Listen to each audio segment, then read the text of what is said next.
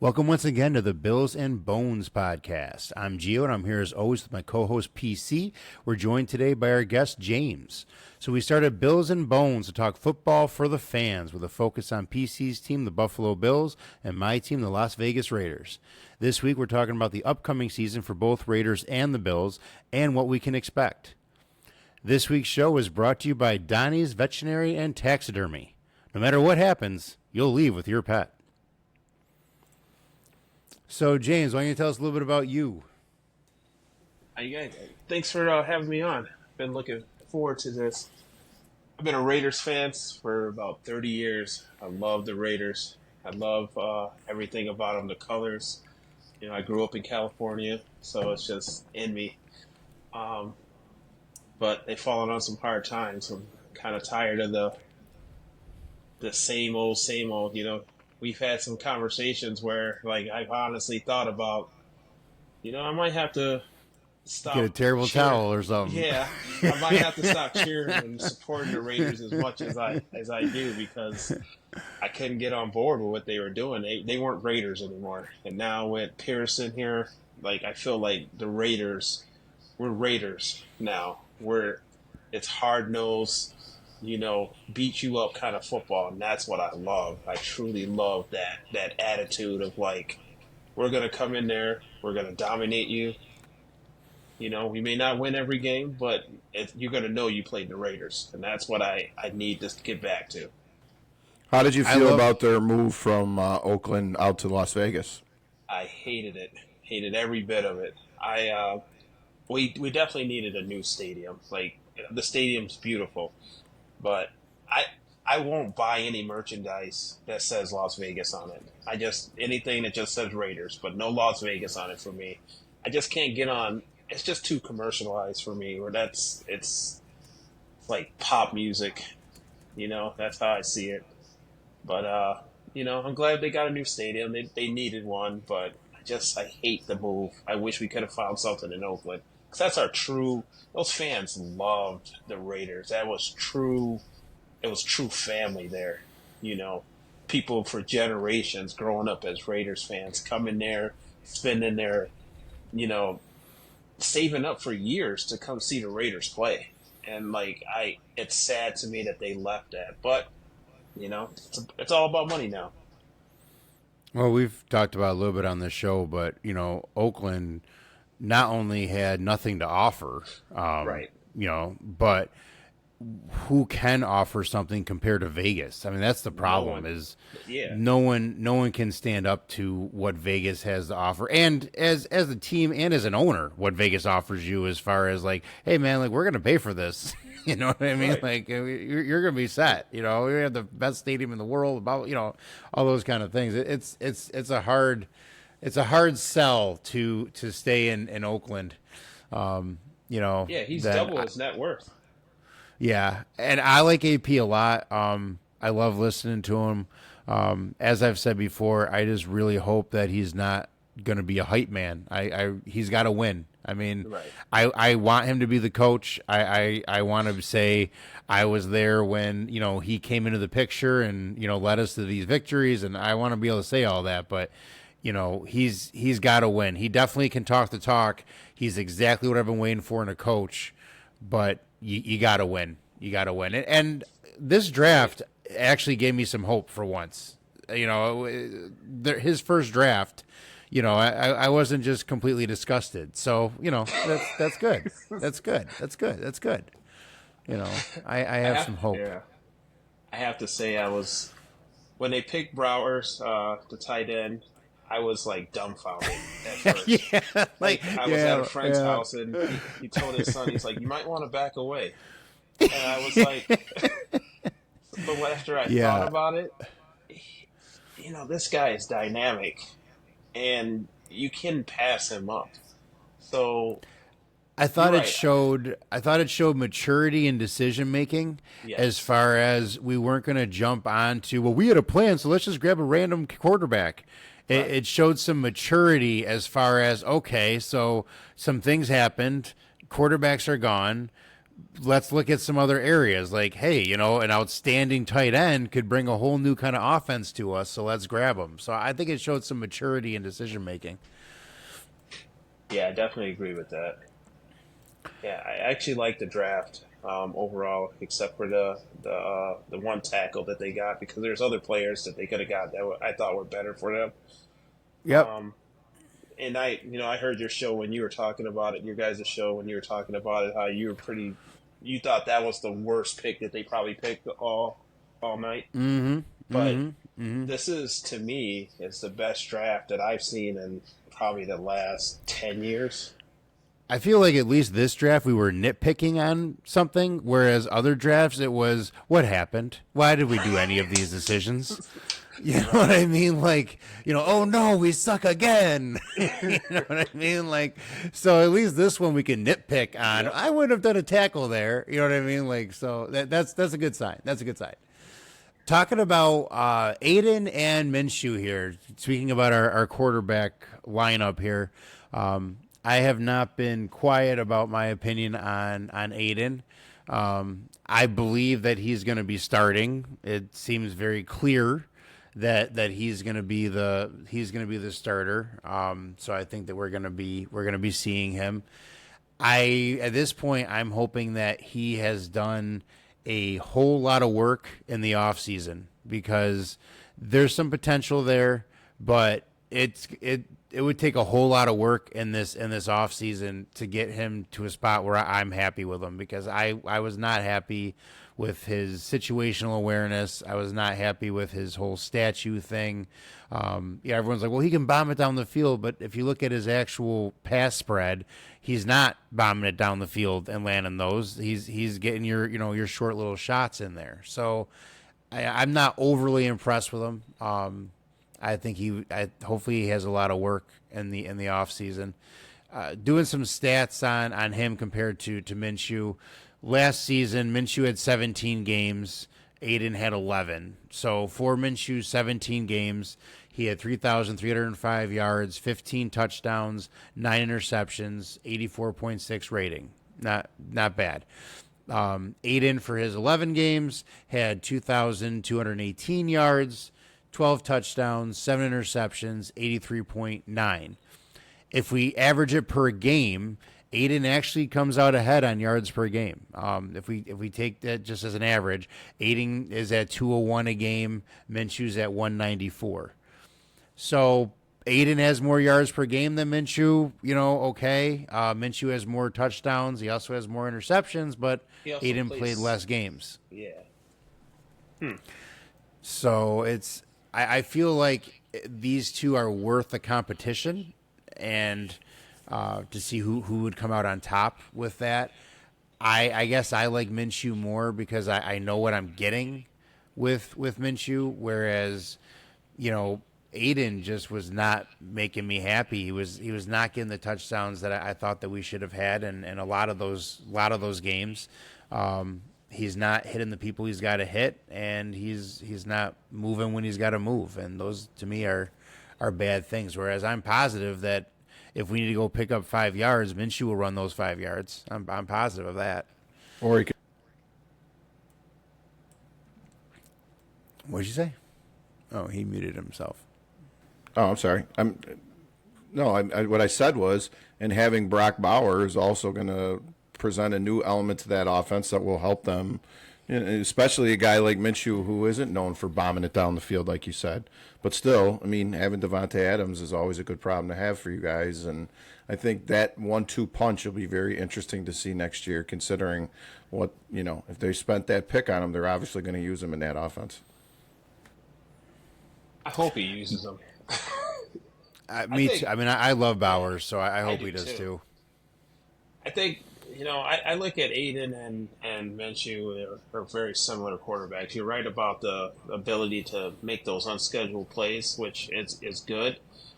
My thing is that for Aiden being a rookie and his stats aren't, much different than Minshew, who's been in the league for a few years now. So I'm going to go with I'm going to go with the person who has the more upside. To me, Aiden has a little bit more upside than Minshew, even though he can't scramble. I think eventually he'll get to the point where he'll make decisions a little faster. I mean, you think about how he started the year, his first start against San Diego. I mean, would he get sacked 7 times by Mac? You Yeah, know, he was but definitely a that statue. was I won't blame him for all of that No, either. That right. was horrible coaching, Coaching. Yep. horrible decisions being made. So I definitely won't put all that on him for that Right. game either. But there's been many times when I've been screaming at my TV like the down is right there. It's 5 yards from you. You know what I mean? Take a skip and a step and make it. I mean, but he just stands there frozen until he finally gets hit. Like he's this Yeah. league, the way that it's moving, quarterbacks cannot do the Brady thing anymore. You can't just set up, stand there forever, and hopefully a play develops. You just can't anymore in this league. You need the best quarterbacks in this league are the guys that can surprise you with those runs. Or I mean, look at Josh Allen. Josh Allen doesn't even surprise you with a run. We all know Josh Allen is gonna he's a running back, and he still legs it out and gets it. And that's what you need. Mahomes with these surprise, runs and everything. That you need a threat as a quarterback where this guy might run. And when they set up for Aiden, they know he's not going anywhere, and that changes how defenses play us Yes. because they know that that's not a problem. And I don't like that change that advantage that other teams get on us when they can set up for that. I don't like that. Yeah, I agree with that. I wish, I mean, at the very least, if he can manipulate the pocket a little bit better, where he at least moved around in the pocket if he wasn't scrambling, that would help because then you can start moving safeties, you can start moving linebackers, and that's going to open up gaps behind those linebackers when they think you're going to run. And that's what we had the same issue with Carr because we would see the wide open field and be like, well, why aren't you running for that first down? So I agree with you. I would love to Well, see that. that and the ball being thrown into the stands every third down. That was the other problem. Yeah, my biggest problem with Yeah, Carr was crying and his makeup running during a press conference. Those are my biggest problems with Carr. But I'm not sad that we moved on from Carr. I will say I can at least respect how Aiden comes at the game, and I can respect his comments about it. I can respect his humility about the position that he's in. He does seem like he wants to learn. I wish that we, had that veteran QB to teach him some stuff. But we don't at this point. I mean, Minshew, okay, he's been around the league, but it's not the same as putting him, with Rodgers or something. I mean, it's right. not the same kind of a deal. If Aiden worked out, it would be amazing for us. If we didn't have to draft a QB next year and we were solid there and we could, address even some more issues, outside of our QB problem, that would be amazing for us. Right. And I'd love to find that franchise quarterback for us. Aiden just does not excite me for that. But we'll see. He might come out after this offseason and he's a different quarterback. Who knows? I don't know. The comments about him in camp has been that he's been putting a whole lot of work into developing his game and all that. So we might see a different Aiden. So Yeah, they said he's been he's looked the better quarterback so far. What I've heard about camp. Um, but you're still right because as I look at looking at the schedule and stuff, it's just it's difficult to see like a a playoff team without a dominant quarterback like what you're saying. Like I like Aiden, I like Minshew. I think they can win games. I just don't know if they can win enough games to get you into the playoffs. And if you got into the playoffs, could they carry you deep? Like Josh Allen is going to get you. He's going to win some games. It's just when he comes against those elite quarterbacks that he's just not there yet. You know what I mean? But on his own, like we don't have a quarterback that can win on their own yet, and that's what we need. yeah, and I don't see that in Aiden, but No, you I know, agree. we'll see. I mean, honestly, it would be nice if we could just make playoffs this year. I would be happy. At least we're moving in a positive direction. You know what I mean? At least we're moving somewhere. I think it's going to take Getsy to have a completely different offense than he's been using, and to build it around the few strengths that Aiden has. I think that we're gonna have to do a lot of those tight end plays. We're gonna have to have that strong running game. We can't rely on Aiden to carry us through, like an Allen or like a Mahomes or whatever else. We can't count on him for that. But if we structure our offense that we have some really creative tight end plays, and we have these great runs and all that, I think that will help cover for some of Aiden or Minshew's inadequacies. So I was excited about the Bowers thing, because since we're not going to get the quarterback and I'm going to be stuck with Aiden, then I like the idea of let's diversify our offense a little bit. I mean, Bowers is not that guy that's going to throw your blocks for you, but Mayer will. So, we have that double threat of tight ends. I mean, I've loved watching Bowers in Georgia, man. That guy can catch and that guy can run. He's going to be a mid-level threat out there, and I think that he's going to be a threat first game right off the bat. Boom, he's a threat. I don't think that it's going to be, well, hopefully he develops. I think that he's going to be a threat right off that for that first gate. So I agree. defense, I'm actually happier with. We differ a little on defense. You at least have to admit our defense is getting better. I mean, much improved. It's not embarrassing now. I mean, that's good. We were at the point where I didn't know why we bothered to put defenders out there. If we just let them score faster, then we can get back out there and play. But we were in the top 10 defense last season. The Bleacher Report early on this season puts us in like the top 8. So, we're moving up there. 2020, we had 29.9 points allowed.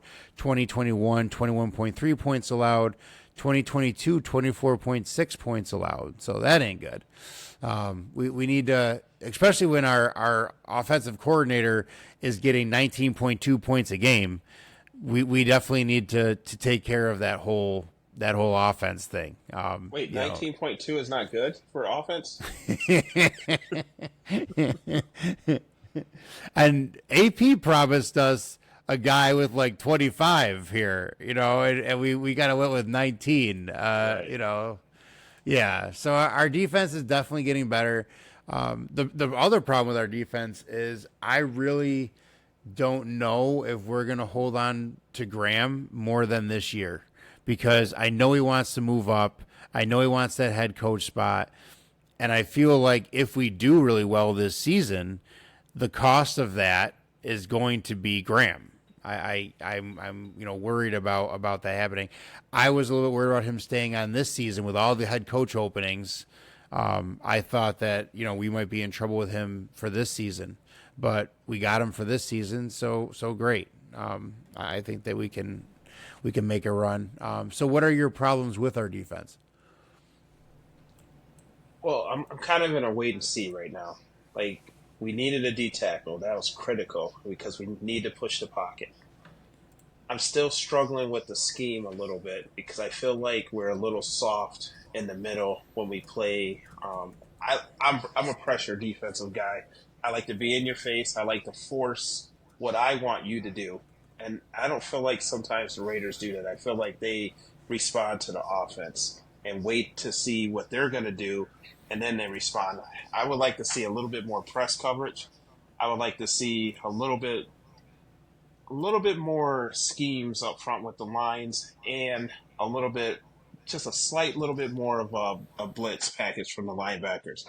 I kind of sit like they sit in the zone a little bit too much, and that frustrates me.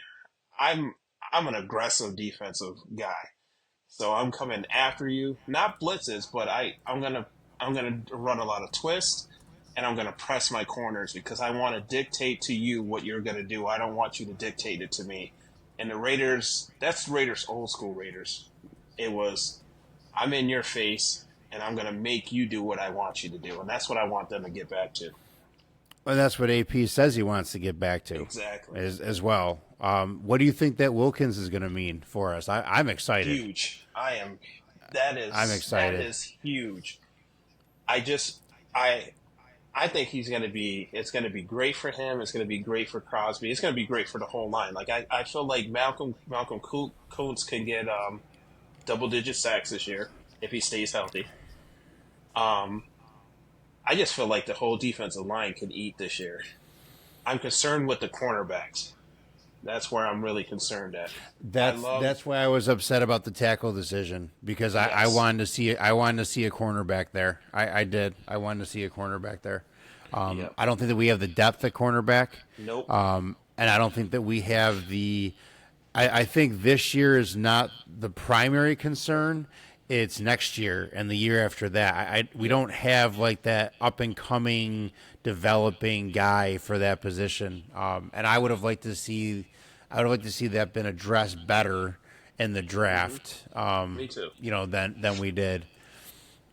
But I mean, they're still talking about Jacorian Bennett. He has tons of speed. I just think he lost his confidence last year.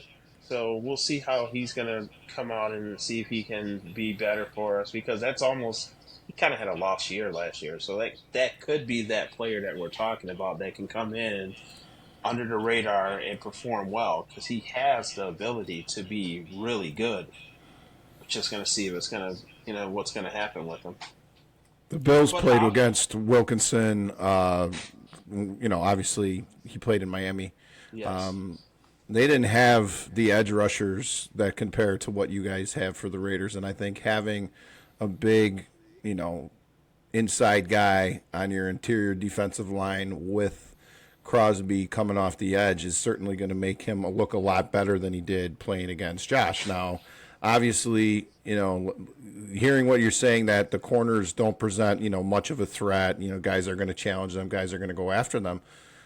Corners look a lot better when your defensive line is getting to the quarterback. So that is something that I think you guys are going to certainly need to have any bit of success this year. That's the most important thing, especially in your division with Mahomes and Herbert.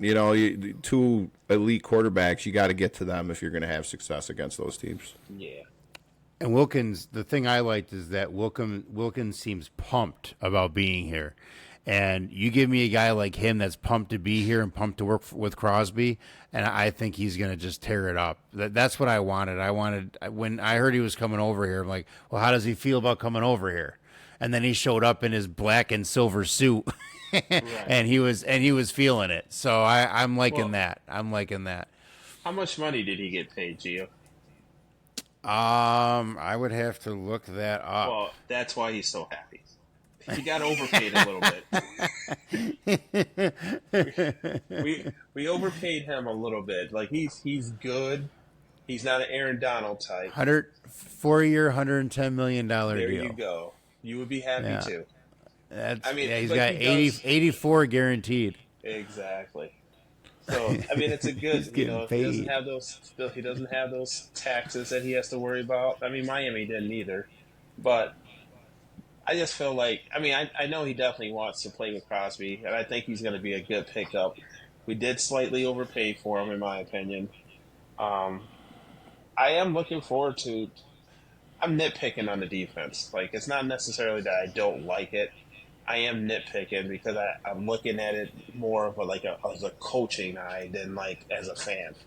They were pretty good last year, I thought. I'm looking at it as there's just some things that I feel like we can clean up to be a little bit better. And I think it's going to happen with Wilkins being there. Moving into our offense, so points per game here for offense, 2020, 27.1, 2021, 22, 2022, 23.2. We gotta see more points per game out of with Getsy. And the funny thing is, if we're gonna see more points per game, Getsy is gonna have to do much better than we've been seeing from him. So if he does not come out here with a brand new offensive plan, then we are screwed. So we need to see a brand new thing. He's going to have to mix it up for sure. With with the Raiders now, he has the tools he needs to mix it up. But he's gonna have to mix it up. He can't just do the let's just run every play and hope for the best thing. We can't do that. We got two great tight ends now. Let's use them. We have amazing wide receivers. Let's use them. We also have a strong running back core. Great. Let's use that too. But he's gonna have to develop that run pass option. I have no problem with moving up the field 12 yards at a time. I don't mind doing that. But at least it has to be creative that we're going to make sure we do move those 12 yards, up the field every time. I have no problem with some nice tight end plays, some nice, a sneak here and there, a lateral, past the running backs. I don't really mind all that. That's great. But we cannot do the let's give White the ball and see what happens. We can't do that. They tried to do that with Jacobs towards the end of the season. We saw how that worked. It was so frustrating that now we have Zamir White in there. So we can't do that. I'm hoping that picking up Bowers was not only about he's the best on the board. I'm hoping it was also about awesome. We can utilize this in our new strategy that we're planning for an offense. He's a great key to that. So I'm hoping against hope that he was one of our targets going into the draft because we had an offensive strategy for him and not just, he's best on the board, so we'll take him. Hopefully that there was a strategy built around that because, they're people that are a fan of Getsy, which is not a large number of people, but people that are, I at least say give Getsy a break. Put it all on Fields. He had Fields and Fields was this and Fields was that. Now he doesn't have Fields. He should do better. All those kind of things. That's why I didn't understand when the Raiders were talking about, let's pick up Fields. Why would we pick up the offensive coordinator who you're saying is actually really good, but Fields held him back? And then the plan is to put him back over here with Fields. Why would that be the plan? So I'm glad we didn't do that. But we're about to find out if it was Getsy or if it was Fields. And I think that I don't have tons of faith. Getsy was definitely not my choice. My only hope for this whole situation is that we have a completely different kind of offense under him, and it's going to surprise some people, and it's going to play to Aiden's strengths. I think that if we do that, then we'll be okay. But we need that balance of an offense with the run and the pass game. I don't know if he can bring us that. I don't know. Yeah, you make some great points. But Devontae Adams loves him. And he was also on that staff when Rodgers was the MVP. Goes back to back years. Mm-hmm. They love the system, and it's a lot simpler for the guys to learn. Fields is pretty rough, in my opinion. Like, he's not a NFL starting quarterback at this point. Athletically, he's great, but processing the field, he's just super slow.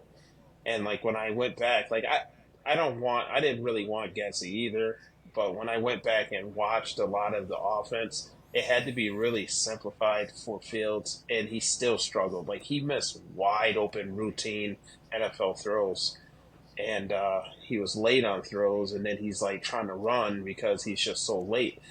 And hopefully Aiden is not going to do that. Who knows? We'll see. But one thing about Aiden is I don't, as far as his passing ability goes, I think his passing ability is there for Aiden. I think that he does have that ability. I think that it's seeing what's in front of you, and knowing when to move up the field, when to use those legs and when not to are his worst things. As far as him, getting that ball where it needs to be, with a few bad plays aside, I feel that he does do a good job with that. I certainly think Aiden is more than capable of putting the ball where it needs to be for a tight end play and all those kind of things. I know he can hit those. So We will have to see. Getsy is definitely going to up our running game. I mean, that's what he's really good at. He had 3 players in 2022 that had 129 rush attempts, and 3 of them with 109. So running wise, I think that he's going to bring a lot to our table with White and with Madison, and I don't know if he can wake Abdullah up or something and get him out there, but we'll see.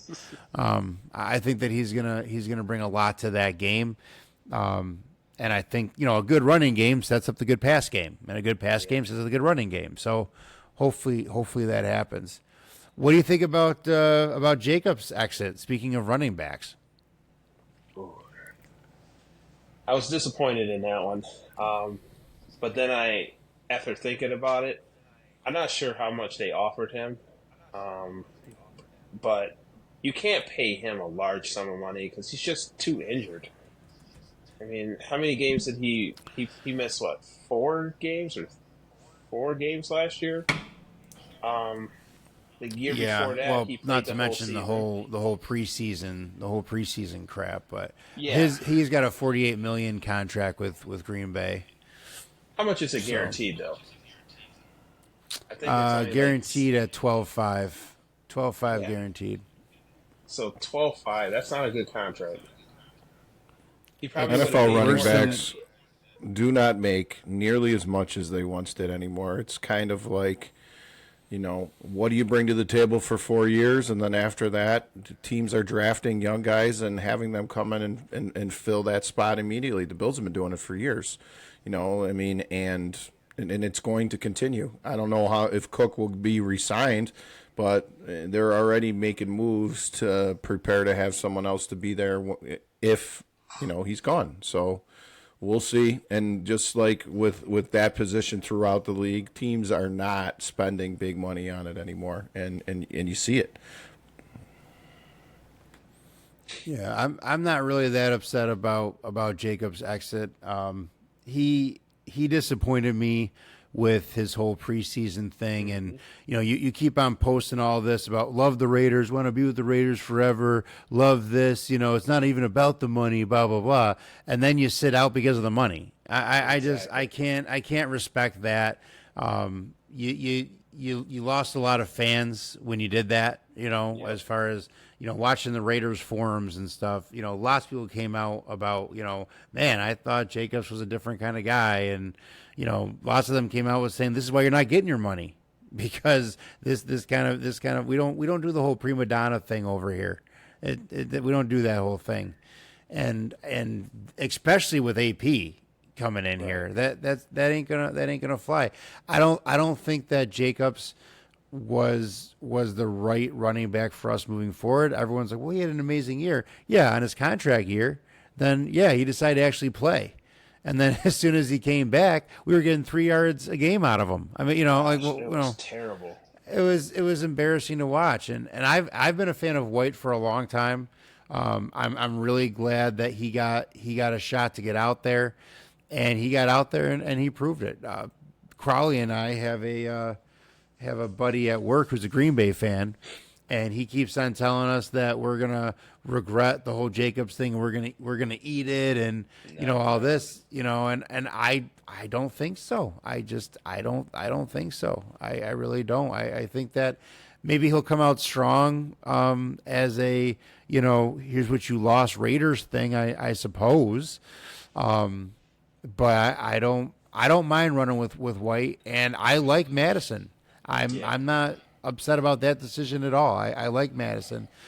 His 5 seasons with the Vikings, he rushed for 2,370 yards, 11 touchdowns, caught 100 passes for 718 yards back there. I think that he is a diverse running back, and I think that Madison is a guy that we need to complement Aiden. I think that Madison is going to give those little dump off options and those little little checkpoints and all that. I think that Madison is going to provide that. And then we got White on the other side. I'd like to see White get a little better with his catch and run game. I'd like to see that step up a little bit. But with Madison, we got someone to help that along, and I think that the White Madison duo is a really strong duo, and I'm excited to watch this work.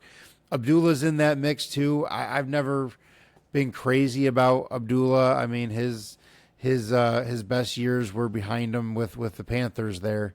Panthers, he had 136 yards. Good for him. But we 2023 at 89. So okay, I understand he's not out there every play either. I get that, but there's a reason he's not out there every play as well. I'm confident with the White Madison duo. If you could have given me a White Jacobs duo, I would have taken that. As long as we would have worked that out, I would have taken that, I guess. But I'm not really upset about changing Madison for Jacobs, to tell you the truth. If only because I'm just not into the Jacobs hype and the tweets and the kind of the nastiness too since he left Raiders. I mean, he's been kind of nasty to Raiders fans that we're asking him about, like, you don't have any like goodbye for us or anything. You know what I mean? Like nothing. And his response was to be nasty. Okay. Enjoy the cold in Green Bay. I'm sure Green Bay is a lot more fun of a town than Las Vegas. So yeah, I mean that's great. Yeah, have fun out there. But I don't really mind him going. It's not that he's a horrible player. I think that he's a good player. I just think that I think that the relationship got sour last year, and I know that AP is not going to be down for that. He's not going to be down for those kind of attitude things. So he seems to like White. White seems to like working with him. So great. And we'll see how Madison does in that mix. But I think Madison will be strong in that mix. Yeah, I agree. You might not see Abdullah. He might not make the team. That rookie that they got from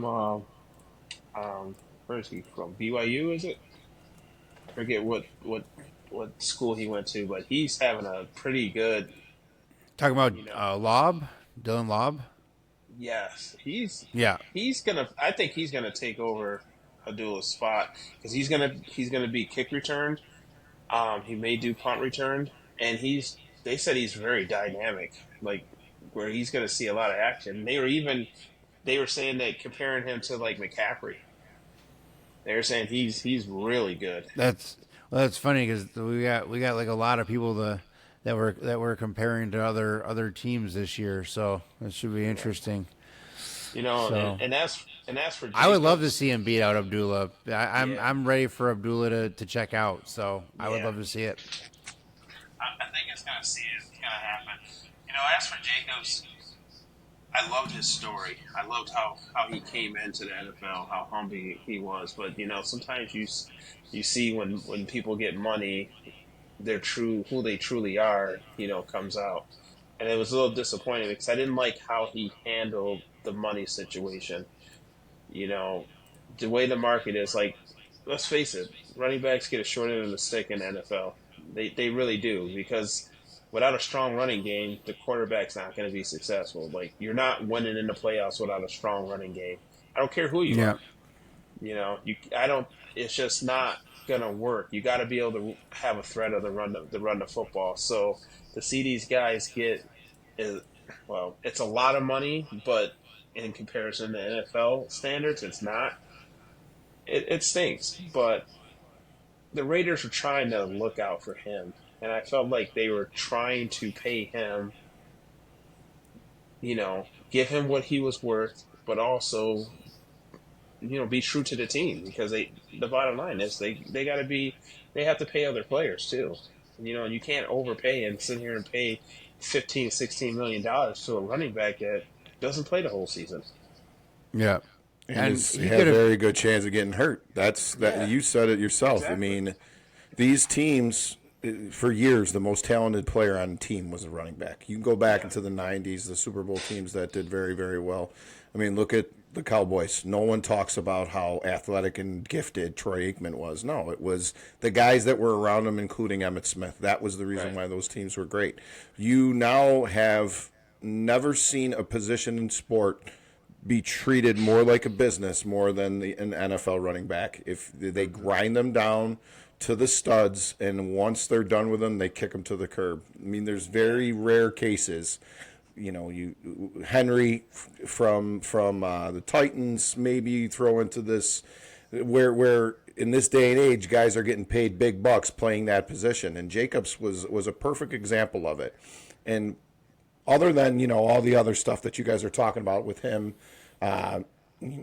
showing his true colors when it came time to get paid, I think that he was able to show us how messed up that whole situation is. Yeah, he was a jerk. Yeah, he wanted more money. But at the end of the day, if you really think about it, just like you said, like those guys are what make the team go a lot of the times. Mahomes isn't going to have the success he's had without Pacheco. Josh has been handing it off to Cook and having a lot of success because of it. That play action develops because of a good running back. So, I mean, it's tough in this day and age for that position to get paid big bucks, considering there are so many guys coming down the pipe that can fill that. Getting into the Raiders' schedule this year, I'm excited. I'm going to 2 games this year, so I'm going to be going to Minnesota in the preseason there to hopefully check out some new guys. I'm hoping to watch both Minshew and Aiden out there preseason, but we'll see how that goes. And then I'm actually going to be hitting Cincinnati for that game as well. That's the game I was thinking about going to. Okay, yeah, let me know. We're bringing my 4-year-old to the Minnesota game, so that'll be her first Raiders thing. So that'll be really cool. And then Cincinnati, just going with my wife. But that's kind of as close as they were going to get. We actually looked at Baltimore tickets this year. I ain't paying $600 per ticket to go to a Baltimore game. Well, so Baltimore's further than Cincinnati. Yeah, but they're as close as I'm going to see them this year, pretty much. You know what I mean? So those were the 2 games I was targeting was Baltimore and Cincinnati this year. But I'll go check out. I haven't been to Minnesota either, so we'll check out the Viking games. So getting into past preseason here, week 1, once again, we start off with the Chargers. Yep. Once again, I don't like starting off at SoFi. I don't like it. We don't, even though we seem to have more fans at SoFi than the other team we play, but we do not do well there. We are 1-4 at SoFi lately. We need to find a way to fix that problem. So I'm not really happy with starting our schedule once again at SoFi with the Chargers. But it is what it is. Maybe we can break that record. I think it's a game. It's one of the games this year that I think that you should definitely check out, because it's also going to be our first look at Harbaugh. What goes on here? What does this team look like? It's going to be a good game to watch and check out. Especially our division is now changing up with Harbaugh coming in the picture. There's a change in our division, and I'm curious to see what that change is going to be. That's followed by Baltimore. Never a fan of playing them. They're a really good team. They prove it every year. So those are going to be 2 rough starts. I think it's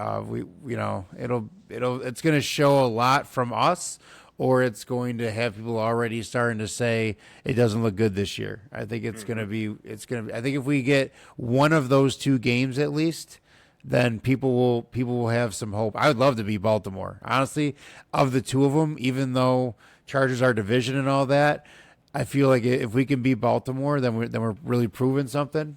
So that would be nice. Baltimore. That would be nice. Then we got Panthers. After that, we got Browns. Not too worried there. Broncos, of course. Love playing the Broncos. My wife's friend is a Broncos fan, so I always enjoy playing the Broncos and watching their stupid colors while they cry and stuff. So I'm looking forward to that. That'll be great. That's one of the teams that you guys usually beat. One of them, right? The one that you usually beat is that team. Yep. We usually take it to them. We pretty consistently we got a little bit of a spanking going on, and I like that to continue. I like that. Followed by the Steelers. There is no way I ever miss a Steelers Raiders game. I love Steelers Raiders games. They're my two favorite teams because to me they're alike. If I wasn't a Raiders fan, I'd be a Steelers guy. So I love watching that game. If they come up here next year, you and I should go to that game together. Definitely. That'd be a lot of fun. Definitely. We should do that next year. Yeah. And their tickets at Steelers are always cheap when they come here too. So next year we'll have to look at that and we'll do that. My wife and I have made the commitment that we're going to do 2 games every year. So that's great. we're gonna pick them every year. I told my son, if you want to drop your stupid Cardinal team and become a Raiders fan, then you can come with us. But so far, he, still has a red room down there. So I guess he's got to find his own tickets. I don't know how he's going to find them. He's going to have to get a job or something. But, that's just the way that goes, That's it. After Steelers, we got Rams. Rams are one of those teams that, like, we go into it, and I'm like, oh, we got this. This ain't going to be a thing. And then all of a sudden, it's a freaking thing. So Rams are always that team that I'm like, I don't know what to expect here. I don't know what's going to go on. Followed by the freaking Chiefs. Gotta get that in. I think that there might be some bad blood from last time. I think that they might be kind of coming out to kill us all. So it'll be interesting to see how we handle that. I like that we are not playing Chiefs, first 3 games or so. I like that we got a little bit before them to work out some stuff. I do like that. Bengals, I don't know what to think about them because we didn't really get to see them in action last year, with Burrow being out. Yeah. So I don't know. They're healthy. They're going to be tough. But I'll be at that Mixon. game, so that'll be cool. Yeah. I think that they're beatable. I think that we can beat them.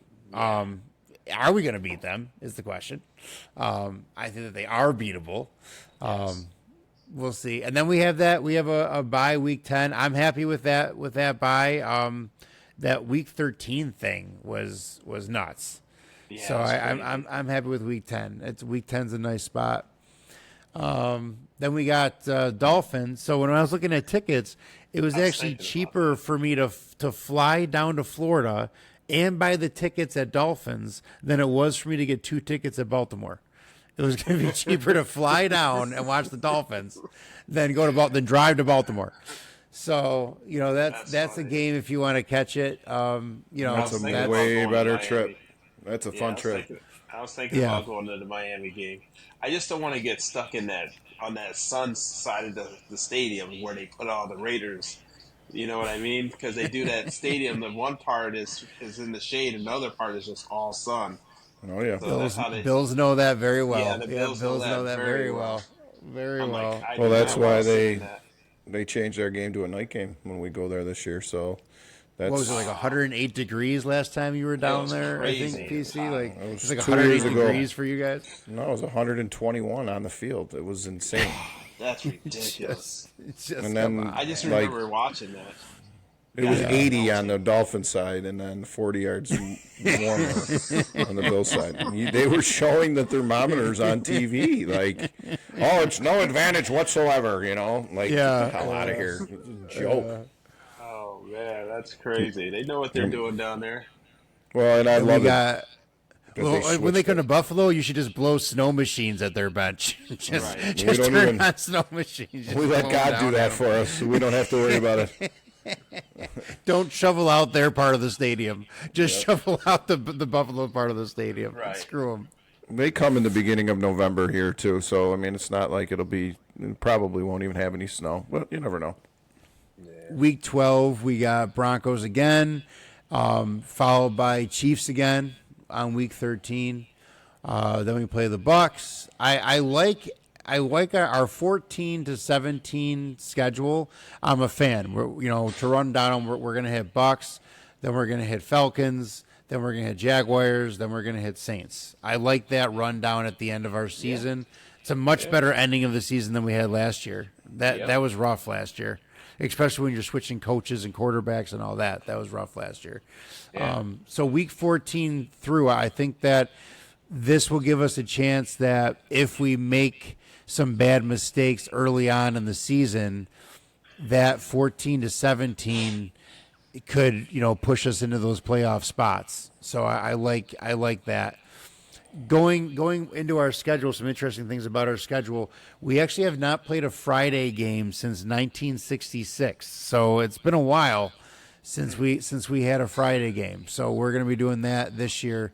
Unfortunately, our record is 4-6 with Friday games. So that's not at all very comforting. But it's our first Friday game since 1966. Our last one was actually against the Patriots, and we played them in 65, and then we did Pats again in 64, Chiefs in 63, Pats 63, Pats 62. But our bye week is something to note on this schedule. I like it better. Typically, earlier is better in my opinion than where we were at. So I like that. The AM game thing though is an odd deal. We got five? I think I counted. Yeah, we have five. We have 5 games that are at 10 a.m. this year. Why does that matter? Well, because if you look at our record, we're 1-4 in the morning. So that's why that matters. We're 1-4. That's a huge So, change coming from the it West is. Coast to the East. I've done it a few different times, and it's not fun. It just messes Yeah. with your body. We're at 10 o'clock for Baltimore, 10 o'clock for Cincinnati, 10 for Dolphins, 10 for Saints, and 10 for Bucks. Those are all So big games too. I mean, it's the tougher rough. teams too. Yeah. Let's see. We have one. They're all away games too. Do we have a Sunday night game? Well, I hope they wouldn't play at 10 in the morning in Las Vegas because I didn't want to get up and watch the game at 7, buddy boy. No one's up. No. Let's see. We have some 1 o'clock games. Our night games are what we're missing in our schedule here. So no Sunday night game, huh? Yeah, I guess we got to prove something this year. Yeah. So what's your final record? What do you have? Well, going through the games, I'm thinking that I don't know. I'm actually saying that we lose to Chargers and Ravens off the bat. I don't want to say that.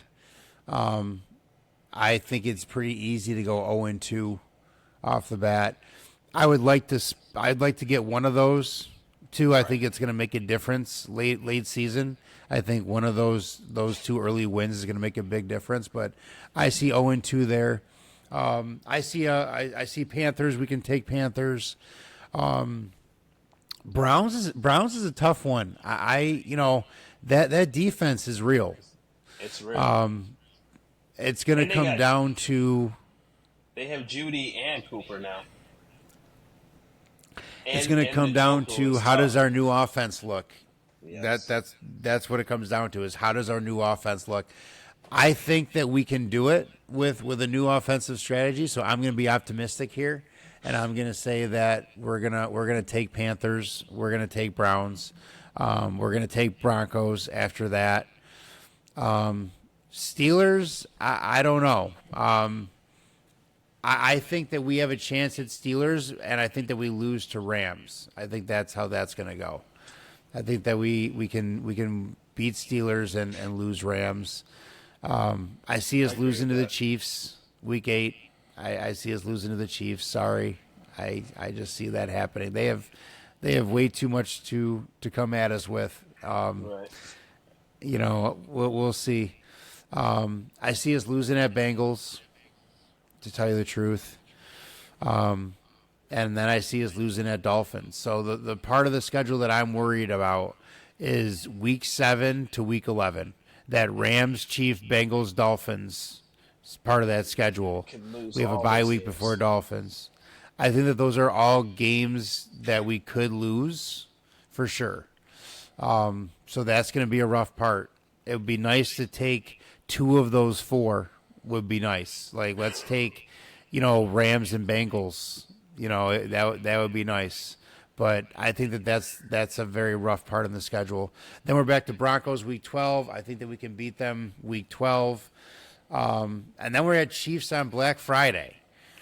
That's, I don't know how that one's going to go down. I always have a hard time saying we're going to beat the Chiefs just because of recent history. But this is a new team, new offense, all of those things. So I don't know. But I'm going to still say a loss on week 13.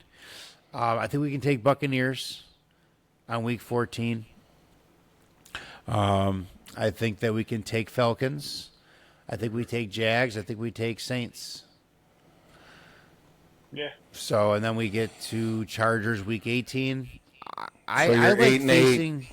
You're 8-8 going against Chargers week to get into the playoffs. That'll probably be that would be your dream season pretty much right now.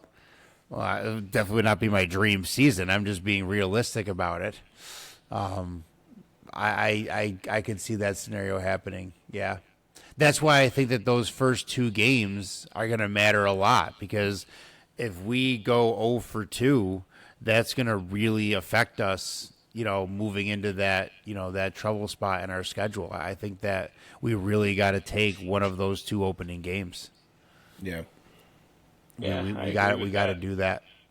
Well, especially in your division, because everybody is going to be hungry. Well, except for the Broncos. The top 3 teams, the Chargers are obviously going to be hungry with their new coach. We don't even need to talk about the Chiefs and whatever you guys got cooking. I mean, it looks like you want to be at least the second best team in your division to have a chance to get in. And it's going to count on you beating them. If we lose the Chargers that first game, obviously we're going to have to take them week 18. But we have to. If we can come out the gate beating Chargers week 1, then we're looking at a better season. You're going to have some big head-to-heads with teams that'll be fighting for playoff spots too, like the Browns, like the Steelers, like the Bengals and the Dolphins, who I want to be a wild card team. Actually, I don't even want to be in the playoffs, but you know what I'm saying. Like, those are the teams that the Jags, all are going to be teams that are going to be fighting for not only their division, but most likely a wild card spot. And you got to win the big ones, and the head-to-head is the first indicator on who's going to move on. So before we move into Bills stuff, also want to bring up Jim Otto died on the 20th here at age 86. Mr. Raider. This guy was a Raider when Raiders were freaking Raiders. 210 consecutive regular season games. He did not miss a game. Despite going 9 operations throughout his career, he still did not miss a game. His leg got amputated in 2007 because of all of his injuries. He had that 00 jersey, which was actually a play on his name. For those of you guys that didn't know, Otto for Otto. Pretty cool. It was pretty cool. Yeah, 9 AFL All-Star games, first 3 AFC, NFC Pro Bowls, Hall of Fame in 1980. Really important Raider. I think that we actually did a thing on him earlier when we were doing some player spotlights, but amazing guy. I mean, you have 9 operations on your knees and you don't miss a game, and finally your leg has to be amputated. That's okay. We get it. You're a Raider. Yeah, we get it. Those operations weren't like they are now. No. Butcher jobs. So really, really impressive beast of a guy. So that's a shame to lose him at 86. But 86. So Nice. Crowley, bring us through the Bills here. Well, before I even get started, I just want to say that I'm way more excited about this schedule than I have been for any in a long time for 2 reasons. One being that we're not playing on Thanksgiving week, which is great for us. Something that, if you're a football fan, the Bills have been on prime time quite a bit over the last 6 years, especially since Josh has risen to the top as one of the best in the league. So to not have to play that Thanksgiving game. And actually, that's our bye week. So I love having that late bye at the end of the season, like closer to that stretch run.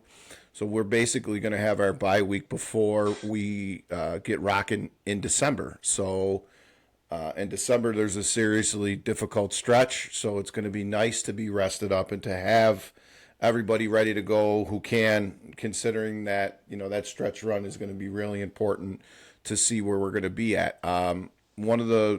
Before I go over the entire schedule, the other thing that I really like is we get New England twice in 3 weeks at the end of the year, when most likely they're going to be a down year for them, considering they have a new coach, most likely a rookie quarterback that will be playing.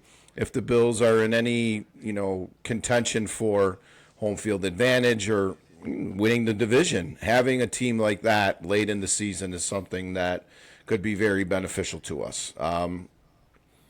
The opener, the Cardinals are coming in here. They were going to get spanked whenever they came in. I don't care when it was, but it's always nice to start the season against a team at home that you're going to beat, kind of like last year. Builder. Yeah, you know what that's like when we smacked the Raiders last year in the first game of the regular season. So I was at that game. Yeah, I know. It was nice that you had your first baptism there in Buffalo. No, I mean, but joking aside, you always want to start against a team that you've had some success against, and that is not. And everyone's had success against the Cardinals, so and that's what I mean. I mean, and their quarterback is still. Yeah, that's right. They beat you guys last year. That's right. Either did the Couple Steelers. Years ago. Couple years ago. Yeah. So, I mean, starting the season off with a team like that, getting everybody excited, getting rocking and rolling is going to be fun. Then, right off the bat, they send us to Miami for a showdown. Yeah, you're in getting South that Beach. in early. Well, Getting that in early. We were just talking a little bit about the weather down there and how hot it can be. This is a Thursday night game, so there are actually Miami fans who are complaining that they're not going to be playing during the hot weather because of how much the success they had against us a couple years ago when we were down there. So the Bills actually play 3 primetime games to start the year. After that Miami game, Jacksonville comes to Buffalo to play on Monday night. You got to take care of Jacksonville. You can't let that stand from last year. Yeah, you can't let that stand. I think that traveling to England when they'd already been there for a week before you was your kryptonite. I mean, it was really the first time. The injuries piled up, and we still had a chance to win that football game. Jacksonville, I think people figured Lawrence out later in the season. I mean, you're a defensive coordinator. You know some of the things that, stand out that you want to make him do to get him into trouble, and that's exactly what happened as the season went on. He got happy feet. He dumped the ball. He had a lot of interceptions. The Bills playing against a guy like Lawrence at home when the crowd's going to be nuts on a Monday night, I mean, I'm looking forward to that. That should be a W for us. Obviously, they're tough, and they've brought in they took Gabe Davis from us. So there'll be some revenge type things going on that week. There'll be a lot of talk about Gabe, but at the end of it, I think we should handle them pretty well. Is the Gabe Davis loss that big of a loss, though, honestly? I feel like people forget very quickly that dude had 4 touchdowns against a 3-time champion Chiefs team, 4 touchdowns in one game. So is it a big loss? I don't know, because the guy missed so much time over the last 3 seasons with his injuries and things that were keeping him off the field. I'll tell you what, it would have been great to have him when we played the Chiefs in the playoffs last year. Him not being in that game made it much easier for them to key on Diggs. So I don't know. Will they use him will be what I'm more concerned with, because obviously our secondary is going to be a lot younger, and that will probably be – now Tua will test them too, but Lawrence is going to definitely test that young rookie core that's going to be playing out there in the secondary, and that will be for all eyes to see on Monday night. Then the next week we go to Baltimore for Sunday night football. So 4 games in a row where 3 weeks in a row where we got to play big time games on TV with everyone watching. And that Baltimore game, anytime that you have Josh and Lamar going at it, it's going to be, must watch television. Now, the last time that we played Baltimore, it was a rain fest down there. They got a big lead on us early. We came back and won it with a kick at the end. And then before that, it was obviously the playoff game. So we always seem to battle with them. That's going to be a team that we are very similar to as far as record goes and success. But like us, they've had trouble with the Chiefs in the playoffs too. And then down to play the Texans in Houston, the Diggs game, which will get a ton of press.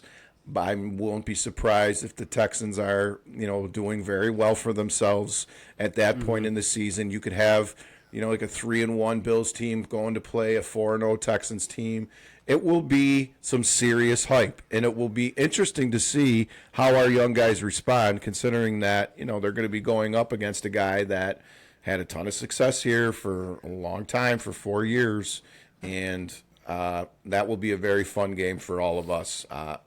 I got no animosity towards Diggs, but don't get me wrong, I want to whoop his ass every single time we play him, and that game will be one that we'll be very excited about here in Buffalo. Then we got the Jets.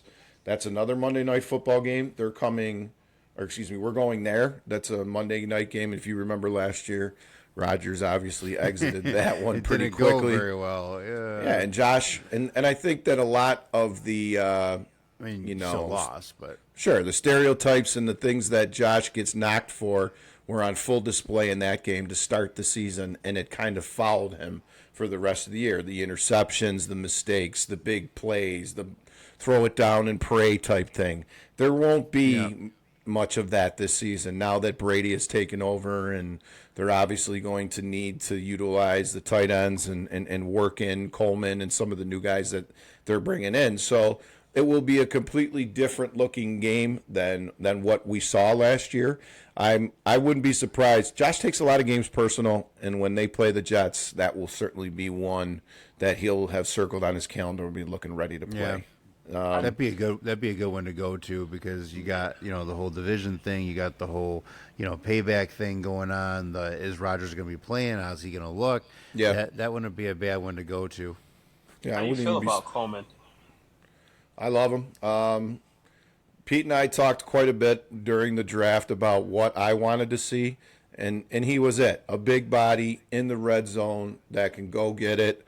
Josh has never had a huge threat, a big tall guy that can out jump everybody, that can out athleticize everyone, and it's something that with what they're going to be trying to do this year, he's going to be exactly what the doctor ordered. You will see a lot of precision, a lot of 6-yard plays, 4-yard plays, get the first down, get it into the red zone, and then that offensive strategy is going to change when they get down there.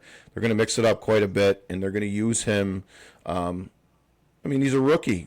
If you're a D coordinator, you're gonna go one-on-one on a rookie to make him prove it to you, right? So he's going to see a lot of he's going to see a lot of one-on-one, and week one we play a team like Arizona who's kind of soft, and he can go out there and really show teams that he can do it. He may demand a double team a lot sooner than expected, but that's going to be a fun element of the offense that I think will only make guys like Kincaid and Cook and Shakir better, because now they got a guy who can go get it up top in the end zone when they need it most. After the Jets, we got. Go ahead. I'm sorry.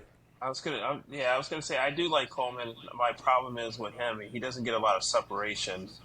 He's good, like you said, the red zone. He's a big body and he's very athletic. He makes the tough, contested catches, which is great.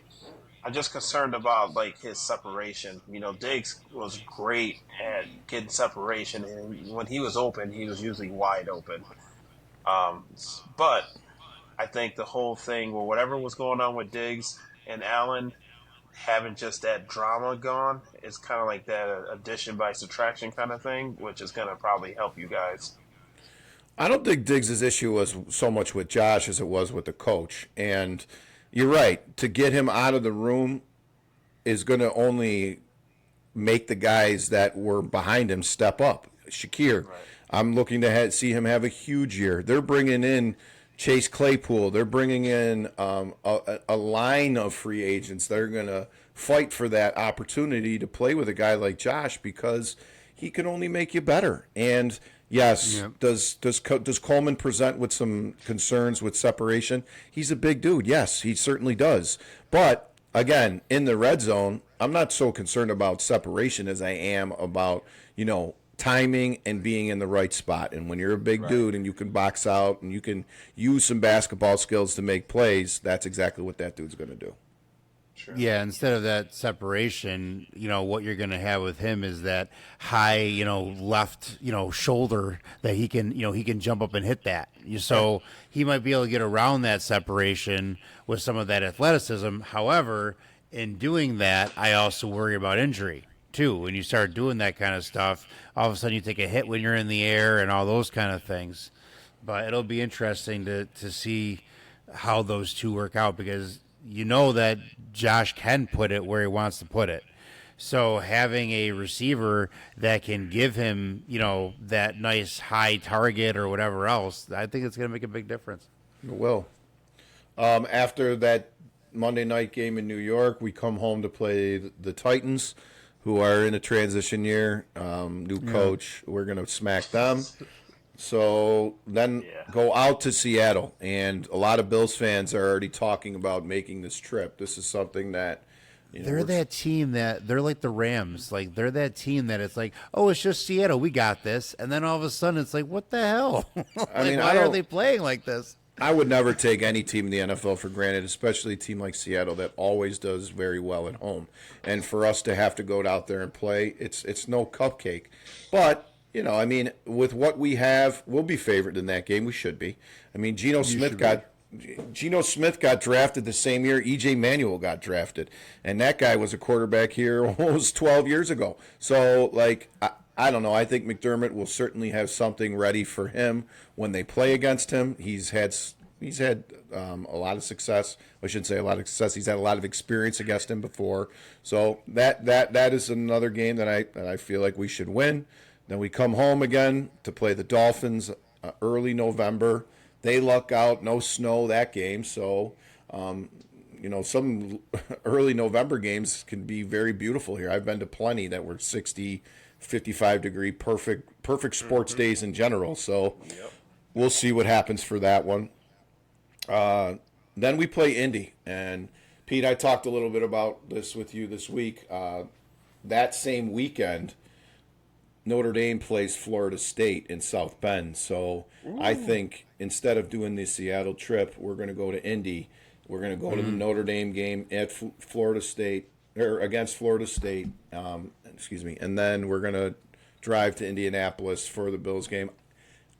You guys should know this. The Colts used to be in the AFC East. So when I was a kid, we would do that trip every single year, and we would hope that the Notre Dame games would line up with it. And I've actually done this trip a couple of times where we went down and the Bills played on Sunday and the Irish played on Saturday, and we were able to go to the game. So that's a fun trip. That's something that I would tell anyone to do. I've done it before, and it will not disappoint if you're a football fan at all. So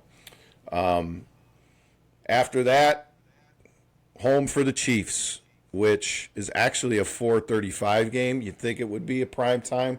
But, of course, CBS wants to keep that for themselves. That's, consistently been one of the best regular season rivalries going in the NFL for a long time now.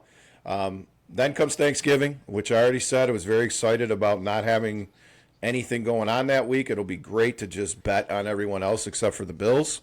Then we got San Fran. That also is going to be a primetime game. Those are two good games back to back there. That KC and then San Fran game. Yeah, those will be two tough. And that San Fran game. I bet you Buffalo beat San Fran by like 17 points. It's just one of those weird games that they're going to get to Purdy, and it's just how it happens. You think it's going to That's be how a the good Chiefs. game, and it's not going to turn out to be. Well, and if you remember last year when they played the Ravens, they were both. It was kind of like, remember they were talking about the MVP stuff with Right. Purdy and, I mean, with Lamar. I mean, and the Ravens went in there and smacked them in the mouth. It's just a matchup issue. You're right. When Right. you can get pressure on a quarterback like Purdy and you can kind of make them one dimensional, I mean, McCaffrey's going to get his. We've watched him for years do that Yeah. on a team that stinks. Even on a good team, the quarterback still has to play well. And when he was making the mistakes that he made last year against them, yeah, I mean, everybody was there to see it. And I'm sure a lot of that film was used by the Chiefs when they played in the Super Bowl. So I don't know. I'm not going to sit here and say that, we're going to roll the 49ers, but I mean, it would be fun to do it. They're coming in here on prime time, so that would be great. Next week, we got to go out and play the Rams out there. We've had some success in that stadium. In fact, they haven't even lost yet. We beat the Chargers and the Rams a couple times. I don't know. You guys haven't done very well in that stadium, right, Pete? No. So then after that, we got to travel to Detroit. And actually, that is a game that I'll be going to for sure. You know how I feel about Detroit, G. It's a great town to Yeah. go watch any sports. That's the and game that I missed last year that I Yeah. should not have missed. Yeah, and shouldn't have missed that. and the draft we missed. So that will be. I mean, I'm looking at this schedule. If you would have said, okay, you get the Rams, the Pats twice, and the Jets to end the year, I mean, I'm taking that. And not to say Yeah. that the Lions aren't terrible. I mean, they certainly are a tough opponent, and considering what they did last year, that is no easy win. But so what? I love that they set it up that New England is going to play us in this to be determined game at the end of the year when they're going to be 3-14 or 3-13, and it's not even going to matter. And we're going to need that win to actually move up in some possible playoff scenarios. I think it lays out very nicely for us, considering the fact that we get that team twice at the end of the year when it matters most. So, like I said, after the Lions, we got the Pats at home, then the Jets at home, and then we go to New England to end the season. So, in years past, you didn't want to go down to New England to end the season, but now, in this day and age, yes, they beat us last year, which was gross. But I hope that, playing them in their stadium at the end of the year to help us get home field advantage would be a real nice way to end the season, that's for sure. Regular season.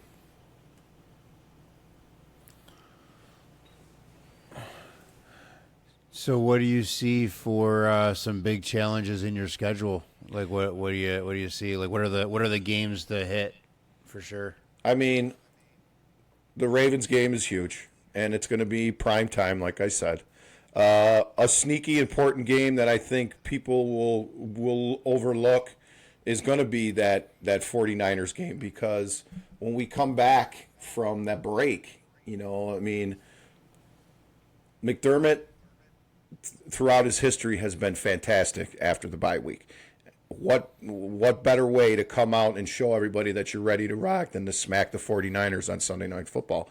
I mean, it's set up for them to do great things. The beginning of the year is huge, and obviously anyone that's a football fan is looking forward to the Diggs-Josh matchup. So October 6th is probably the number one most exciting game of the year, followed by the 49ers on December 1st. So, I mean, those are the ones that I'm super excited about. And, of course, I told you I'm most likely going to be making that trip to Indy, so that will be a very fun one to be a part of, too. I like that Dolphins game November 3rd, too. I think that's a key point in your season, and it would have been the second time that you're seeing them, too, on November 3rd, where that win on November 3rd could mean a lot, So I like that spot. That's a good spot for that game. And then you get a little bit of a breather with the Colts, and then, you're going to go hit KC. So I think that's an interesting part of your schedule from that November 3rd, November 10th, November 17th deal. I think that your biggest disadvantage with San Francisco might be the fact that you have that bye before them, but I'd much rather play Kansas City and then get the bye and play San Fran than the other way around. Tell you Yeah. that much.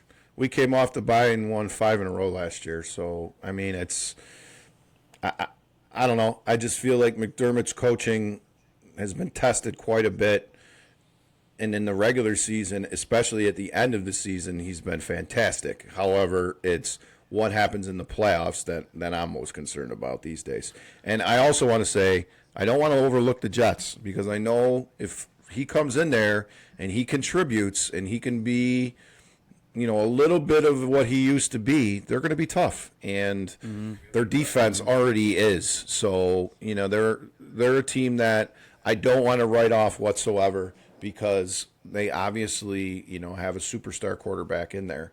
But, they got a lot of work to do to be at the upper echelons with the top tier teams.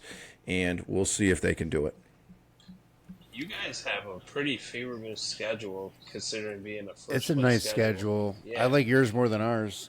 Yeah, I feel like it's a. Yeah. I'm not going to say it's a light schedule, but I'm going to say for being a first place team, that's a pretty light schedule. That's a good schedule for you. That you can. You're come playing out the of Central. We Yeah. played the Colts and the Titans, that's in the Jags. They're just historically not a very good division. Right. So, I mean, I get it. You're right. But like you just said, we still got to play all them first place teams. Mm-hmm. So to close out the show here, we were talking about it and we have our little pre-show meetings here. We were talking about it. There seems to be this growing rise in, can other people from other sports, match up with, in a different sport. And in this case, we were talking about the thing about, NFL players in the NBA or NBA players in the NFL. Which one would go better? I feel like there's more grounds for NFL players who can also play hoops than grab an NBA player and say, "Cool, go block that big guy over there." I think that there's a much better chance of an NFL player switching over to NBA. But hey, I mean, Bills signed on a lacrosse player as their linebacker just now. So, yeah. So, I guess you got a little bit of that cross game thing too. But what do you guys think? Do you guys think it could go NFL to NBA or NBA to NFL? I'm also the same opinion as you. I think the NFL more athletic. They can go to the NBA. I mean, I'm not saying they're going to be good. Excuse me. I just can't see any NBA players coming to the NFL without leaving on the stretcher.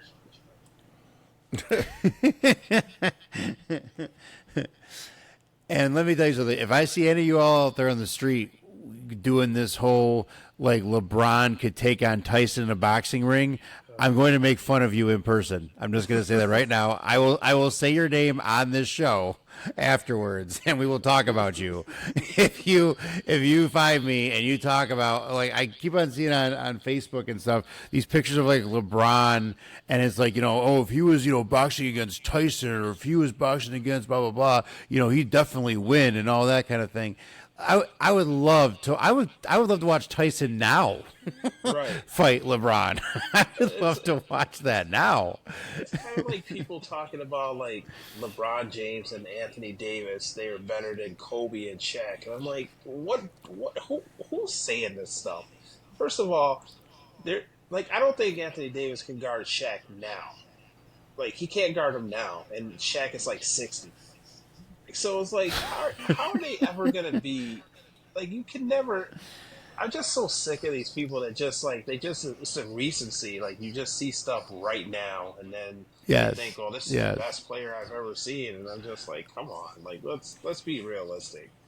And video games don't help because they offer an opportunity for you to pretend like you're one of these new age players playing against some of the old players, and, I mean, it doesn't equal out. Look, we talked a little bit about some of the crossover players that could possibly play could have played both. Your Gates and your Tony Gonzalez's, and look at those positions, tight ends, they're going to be playing like the power forward position. They're going to be rebounding. They're going to be responsible to play defense, things like that.